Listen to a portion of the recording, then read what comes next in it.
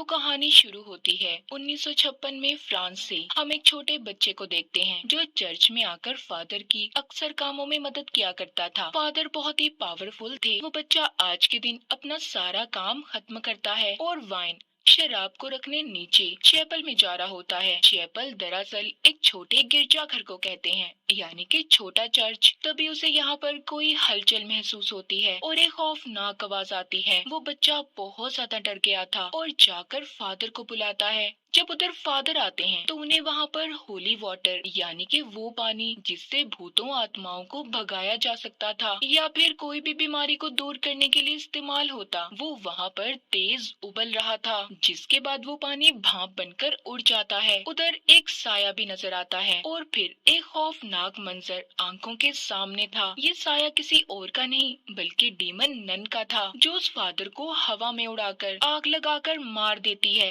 Church के ऊपर वाले हिस्से में वो डीमन नन दिखाई जाती है। उधर ही हम एक आदमी को बैग ले जाता देखते हैं।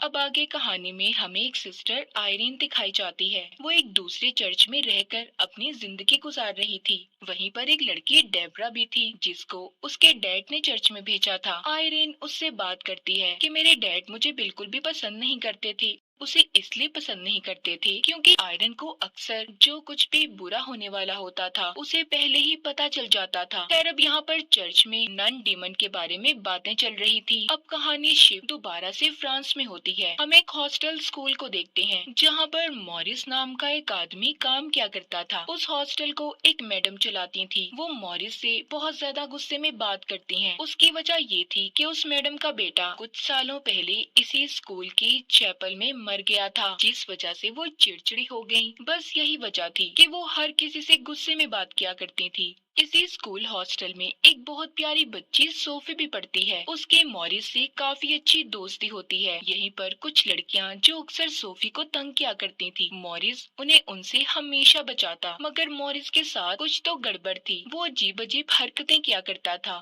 एक दिन एक लड़की जब स्कूल में सामान देने आती है तो वो मॉरिस को अजीब हालत में देखती है। वो बाहर बैठा कॉकरोचेस खा रहा था, क्योंकि कॉकरोचेस लाल बेग को साफ करने के लिए इसी स्कूल की मैडम ने बोला था। मॉरिस के अंदर से अचानक से डीमन नन बाहर आती है और उस लड़की को मार देती है। उसके अंदर भी डीमन नन थी। मतलब जिस आदमी को हमने कहानी के शुरू में देखा, जिसके हाथ में बैग था, वो कोई और नहीं बल्कि मॉरिस ही था, जिसके अंदर नन थी। वो डीमन नन ऐसे ही सबको नहीं मार रही थी। इसके पीछे कोई तो राज छुपा हुआ था, जो हमें आगे आगे कहानी में पता चलेगा। उधर आयरीन को भी अजीब अजीब ख्याल आ रहे थे। उसे सपने में मॉरिस दिखाई देता है जो उससे मदद मांग रहा था। तभी अचानक से डीमन नन आकर उसको डराती है, जिससे उसकी आंखें खुल गई थी, जिस वजह से वो बहुत ज्यादा डर जाती है।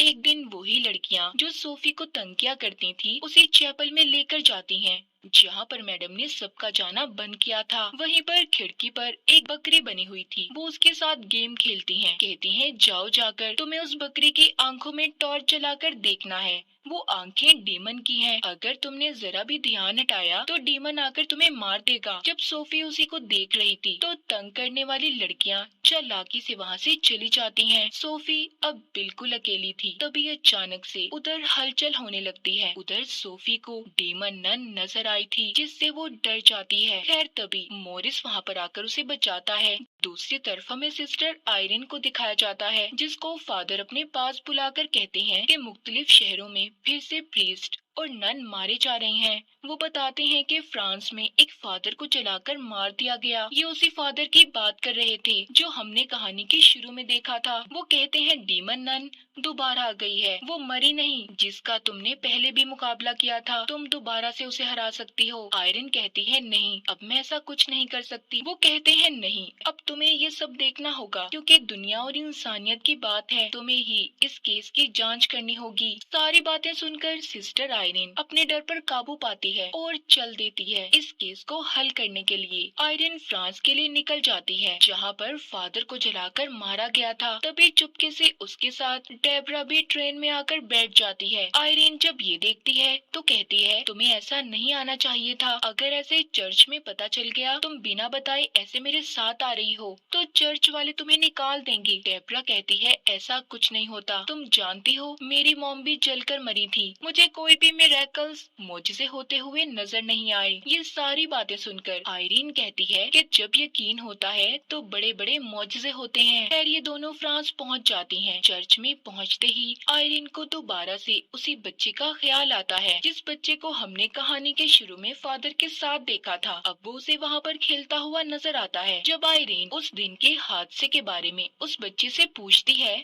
तो वो बताता है कि हाँ, मैंने उस दिन चर्च में साया देखा था। तभी उसे यहाँ पर नन दिखाई देती है। यहाँ पर लाइब्रेरी में किताबें खुद ही पलटकर नन का रूप ले लेती हैं। वो डीमन नन ने आयरीन का गला दबा दिया था। तभी आयरीन को एक और नन दिखाई देती है जिसकी आंखें निकाली जा रही थी। तभी वो गिरकर बेहोश हो जाती है। यहाँ पर जल्दी से डेब्रा आती है जिसने उसे संभाल लिया था। उधर सोफी के स्कूल में भी अजीब अजीब हादसे हो रहे थे। मॉरिस के अंदर भी डीमन नन बार बार आती। इसी वजह से सब स्कूल में बहुत ज्यादा डरे हुए थे। हॉस्पिटल में अब जल्दी से आयरिन को भी होश आ गया था। यहाँ पर अब उसे याद आता है कि आखिरी बार उसे डीमन नन से मॉरिस नहीं बचाया था और जब से ही उस डीमन नन ने मॉरिस को पोजेस्ड अपने कंट्रोल में किया हुआ है। अब डेब्रा उसके पास आती है और बताती है कि एक बच्चा उसे हॉली क्रॉस का निशान देकर गया है। ये वही बच्चा था जिसको हमने कहानी के शुरू में देखा। उस क्रॉस पर एक अजीब सा निशान था। जितने भी लोग मरे थे ये निशान उन सबके होली क्रॉस पर भी बना हुआ था। लाइब्रेरी में जाकर उन्हें पता चलता है कि ये निशान एक खानदानी निशान है जो कि एक बहुत बड़े प्रीस्ट सेंट लुइस के खानदान से जुड़ा हुआ है। और जिस नन प्रीस्ट को आयरिन ने अपने ख्याल में देखा था जिनकी आंखें निकाली जा रही थी वो सेंट लुइस की आंखें थी जो कि एक बहुत ही ताकतवर चीज है जिसको कहीं पर छुपाया गया है। आयरिन को पता चलता है कि ये सभी लोग सेंट लुइस के खानदान से हैं जो मर चुके हैं। उस डीमन नन का खास मकसद था वो सभी सेंट लुइस के खानदान वालों को मारकर उनकी आंखों तक पहुंचना चाहती थी। वो उन आंखों को इसलिए चाहती थी कि उससे उसकी गई हुई सारी पावर ताकतें वापस आ जाएं। यहीं पर लाइब्रेरियन आयरीन को ये भी बताता है कि वो डीमन नन पहले एक फरिश्ता हुआ करता था जिसे गॉड ने निकाल दिया और उसकी सारी ताकतों को छीन लिया।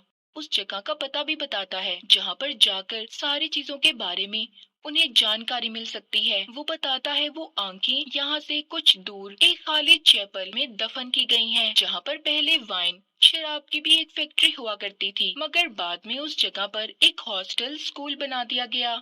लाइब्रेरियन उसी हॉस्टल स्कूल की बात कर रहा था जहाँ पर मॉरिस काम करता था। मतलब मॉरिस उस हॉस्टल स्कूल में काम के बहाने उन्हीं आंखों को ढूंढ रहा था, यानी कि वो डीमन नन जिसने मॉरिस को पोजेस्ड कंट्रोल किया हुआ था वो उन्हीं को ढूंढ रही थी। ये सुनते ही आयरीन और डेब्रा हॉस्टल की तरफ निकल पड़ती हैं। तभी हम देखते हैं कि मॉरिस को न जाने क्या हो गया था। वो उसी चैपल के आगे बैठा अपने सर को मार रहा था जिसे स्कूल की मैडम भी देख लेती हैं। वो उसे होश में लाकर कहती हैं कि तुम्हारी तबीयत नहीं ठीक, जाओ जाकर थोड़ी देर आराम करो।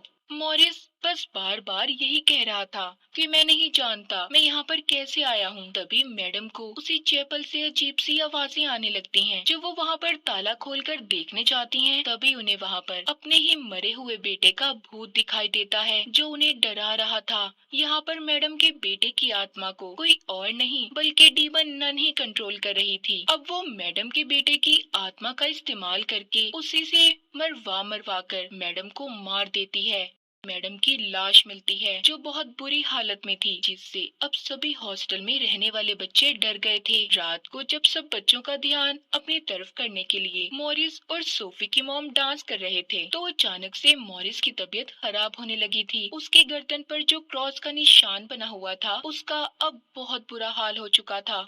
उधर आयरीन और डेब्रा भी हॉस्टल में पहुंच गई थी जो कि सोफी और उसकी मॉम को मॉरिस से अब दूर रहने का बोलती हैं क्योंकि आयरीन जान गई थी कि मॉरिस के अंदर डीमन नन का कब्जा है। तभी वो डीमन नन मॉरिस के अंदर जाकर बोलती है, हेलो सिस्टर। इतना कहकर मॉरिस उसी चैपल की तरफ भाग जाता है। उसे छोटे चर्च की तरफ जाता देखकर आयरीन उसे रोकने की कोशिश करती है मगर उस नन ने आयरीन पर हमला करके उसे दूर गिरा दिया था। डेब्रा भी उस डीमन नन को रोकने की कोशिश कर रही थी मगर वो नहीं रोक पाती। तभी सिस्टर आयरीन उठकर दोबारा से कुछ पढ़ने लगती है जिससे मॉरिस के अंदर की डीमन नन कमजोर हो गई थी। तभी डेब्रा जल्दी से जाकर पीछे से मॉरिस के सर में कुछ देकर मारती है जिससे वो बेहोश हो गया था। वो उसे बांधकर कर एक जगह पर बिठा देती हैं ताकि वो यहाँ से कहीं जा ना पाए, और अब अपने साथ कुछ सिस्टर्स को लेकर आयरीन और डेब्रा चैपल के अंदर जाती हैं ताकि उन्हें वहाँ वो आंखें मिल जाएं जो डीमन नन ढूंढ रही थी।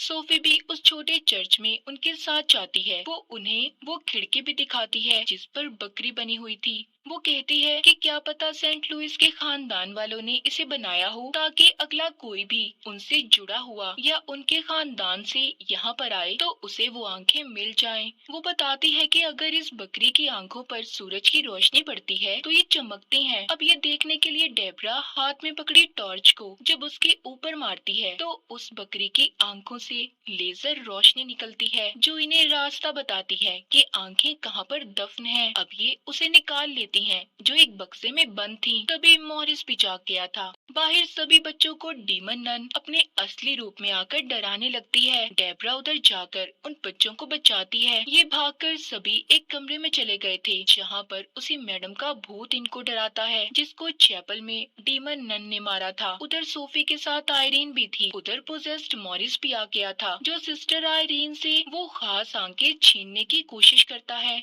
मगर उन्हें सोफी लेकर भाग जाती है जो कि एक बक्से में बंद थी। सोफी जैसे तैसे करके उससे बचकर भाग रही थी। वो ऊपर पहुंच जाती है जहां पर एक साइड से बिल्डिंग भी टूटने वाली थी। ये सब कुछ उन्हीं आंखों की ताकत की वजह से हो रहा था। तभी उनमें से एक तेज पीले रंग की रोशनी बाहर आती है जिसके करीब अब डीमन नन भी नहीं आ सकती थी। मगर फिर भी मॉरिस यानी कि उसके अंदर डीमन नन सोफी के पास जाने वाली थी। तभी उधर आयरीन आ जाती है जो उससे वो लेकर दरमियान में रख देती है जिससे बहुत ही ताकतवर रोशनी बाहर आती है, और उस वजह से मॉरिस अब तड़पने लगा था। सबको ऐसा लगता है कि वो मर गया। ये देखकर सोफी बहुत दुखी होती है क्योंकि मॉरिस उसका बहुत अच्छा दोस्त था। अब जब उसे चेक करने आयरीन उसके पास जाती है मगर वो जिंदा था। ये सिर्फ डीमन नन की एक चाल थी इन्हें फंसाने की। अब वो डीमन नन जल्दी से वो आंखें उठा लेती है। सारी ताकत उसे दोबारा मिल गई थी। वो दोबारा से अब अपने असली रूप में आ गई थी।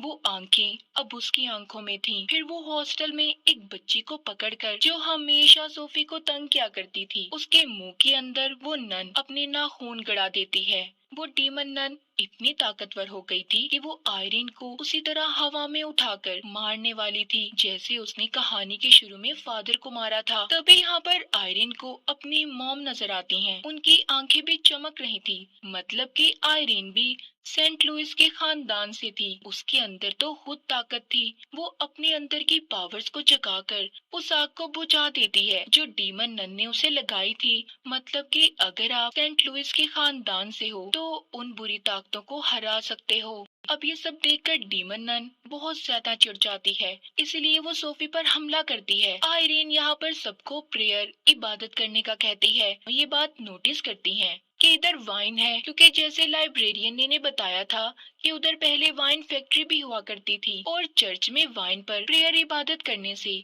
वो जीसस का खून बन जाती है। अब वो दोनों यकीन के साथ जब ये सब करती हैं, वो वाइन खून में तब्दील होकर उस डीमन नन को खत्म कर देती है। आयरन ने उसे हेल नर्क दोजक में भेज दिया था। हमें सब कुछ बिल्कुल ठीक होता दिखाया जाता है। अब कहानी के आखिर में हमें दो पैरानॉर्मल इन्वेस्टिगेटर दिखाए जाते हैं जो कि भूत प्रेत आत्माओं से बात कर सकते थे, जिनको चर्च से कॉल आई थी, यानी कि एक नए केस को उन्होंने हल करना था। और इसी के साथ इस फिल्म की कहानी भी यहीं पर खत्म हो जाती है।